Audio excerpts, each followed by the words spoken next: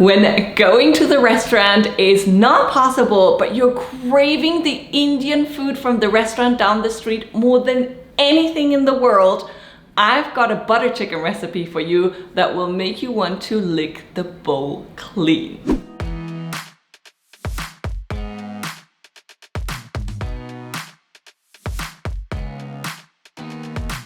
Let's start by prepping our spice mixes.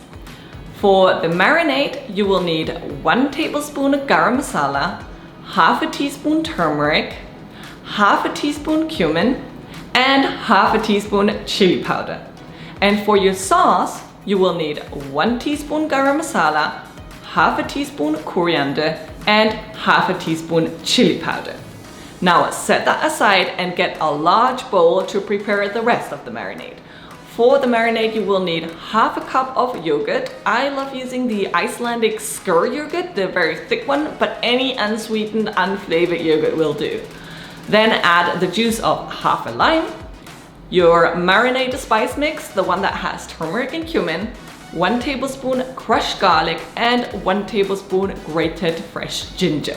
Mix it all together with a whisk until smooth, and then get about 1.5 pounds of skinless, boneless chicken thighs and cut them into bite-sized pieces, and then add those to your marinade. Then go ahead and use a spatula to mix it all well together. I don't recommend using your hands for this because turmeric can stain the skin, unless you love having very yellow fingers, of course. So make sure you mix it really well, and then set it aside for 20 minutes on the kitchen counter or put it in the fridge for several hours. In the meantime, get a large chopping board and cut an onion in half, and then slice thinly and start chopping finely.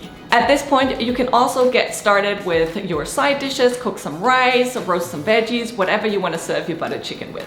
Then preheat a large pan over medium heat for at least 5 minutes. You want it to be really hot.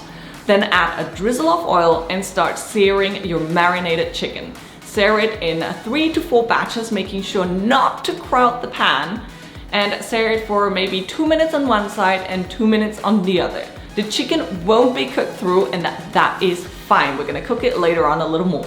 Set the seared chicken pieces aside and add 1 tablespoon of butter to your pan and let it melt while scraping off the burnt bits and pieces stuck to the pan. If it's really stuck, add a splash of water to help you deglaze it. Add the chopped onion and your sauce spices and stir for 4 to 5 minutes or until fragrant.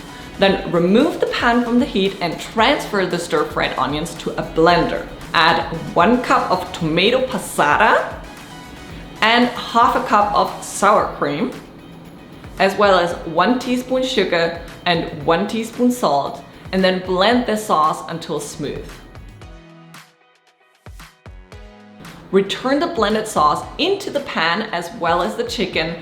Bring it all to a boil and let it simmer on low for approximately 10 minutes or until your chicken is well cooked through. Now it's time to serve. I love serving this over rice. My husband loves eating it with naan bread, and we both absolutely love eating it with oven roasted broccolini on the side. I hope you give this recipe a try. If you do, please don't forget to snap a picture. I love seeing when you make any of my recipes. And if you've enjoyed this video, I'm sure you're going to enjoy this one.